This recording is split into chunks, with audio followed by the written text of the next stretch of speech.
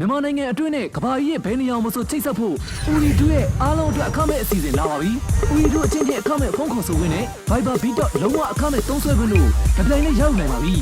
။ Star 133# ကိုအခမဲ့ခေါ်ဆိုလိုက်ပါ။はいどうぞ中に来てください。お元気のやわりどうもねおきます。はい結構です。水割りかけます。これは養ထားတဲ့ရေနဲ့ကျွန်တော်ကတ်ပါတယ်။これはဘောလုံးကိုခွဲပြီးတော့ရေနဲ့養ထားပါတယ်။ ရန်ကုန်မြို့နယ်မှာရှိတဲ့မြန်မာနိုင်ငံမီးတပ်တပ်ဖွဲ့ဌာနချုပ်ဝင်းနဲ့ဝင်လိုက်တဲ့အခါမှာစားသုံးစီကြောင့်မီးလောင်တဲ့အခါပဲဖြစ်ဖြစ်နေအိမ်မီးလောင်တဲ့အခါမှာဖြစ်ဖြစ်လောင်နေတဲ့မီးတွေကအပြင်ကိုရေးပေါ်ထွက်လို့ရအောင်ဂျပန်ထုတ်မီးတပ်ပစ္စည်းတွေကကုညီနိုင်ပုံစမ်းသပ်သေးုပ်ပြနေတဲ့မြင်ကွင်းတွေကိုတွေ့ရမှာပါမီးလောင်တာအကြောင်းမျိုးမျိုးရှိတာကြောင့်မီးငိမ့်တက်တဲ့အခါမှာဘလို့ပစ္စည်းတွေအသုံးပြုရမယ်ဆိုတာသိထားမှထိရောက်မှုရှိမယ်လို့ဦးအောင်နိုင်ကပြောပါတယ်မီးလောင်ကျွမ်းမှုအမျိုးမျိုးမှာဆိုလို့ရှိရင်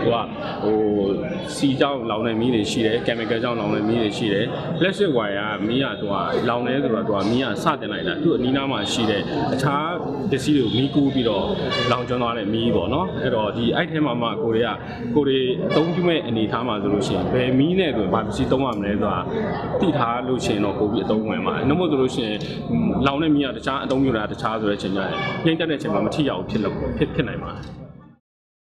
2016ဒီဇင်ဘာလထဲမှာပဲမြန်မာတနိုင်ငံလုံးမီးလောင်ကျွမ်းမှုအကြိမ်140ကျော်ရှိခဲ့ပြီးတန်း200ကျော်ဆုံးရှုံးခဲ့ပါတယ်။ဂျပန်နိုင်ငံနာကာမူရာရှိုဘိုကာကာကူကုမ္ပဏီကထုတ်လုပ်တဲ့လုပ်ငန်းသုံးအိမ်သုံးမီးတပ်ပစ္စည်းလေးမျိုးကိုမြန်မာပြည်ကိုယ်စားလှယ်ဖြစ် Peregrine Trading ကုမ္ပဏီကဖြန့်ချိသွားမှာပါ။ဒီနေ့စံသက်တရုပ်ပြပွဲကိုမြန်မာနိုင်ငံမီးတပ်ဦးစီးဌာနညွှန်ကြားရေးမှူးချုပ်ဦးကျော်သူရနဲ့ရန်ကုန်တိုင်းမီးတပ်ညွှန်ကြားရေးမှူးချုပ်ဦးကြည်ဝင်းတို့တက်ရောက်လေ့လာခဲ့ကြပါတယ်။စီးနှင်းတဲ့များပေမဲ့ဂျပန်ပစ္စည်းကအရေးအသွေးမှာယုံကြည်စိတ်ချရတယ်လို့မီးလောင်တဲ့အခါဆုံးရှုံးမှုတွေနဲ့ရှင်ရင်မပြောပါတော့ဘူးလို့ဦးအောင်နိုင်ကဆိုပါတယ်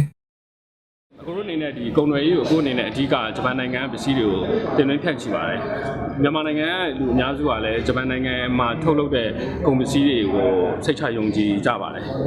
quality ကောင်းတယ်လို့သိကြတယ်ဈေးနှုန်းကတော့တာမန်အခြားနိုင်ငံပစ္စည်းတွေဆိုင်ဈေးအနည်းငယ်များတယ်လို့သိထားကြပါတယ်အဲ့တော့ဒီကျွန်တော်အနေနဲ့ကဒီလိုမျိုးပစ္စည်းတွေဆိုတာမှန်ပါတယ်ဈေးတော့တာမန်ထက်ဆိုင်နည်းနည်းလေးတော့များချင်များမယ်ဒါပေမဲ့တကယ်ဆုံးရှုံးမှုတွေဖြစ်တဲ့အချိန်ကျရင်ဒီရင်းနှီးမြှုပ်နှံမှုကဘာမှမပြောပါတော့တဲ့အနေအထားရှိပါတယ်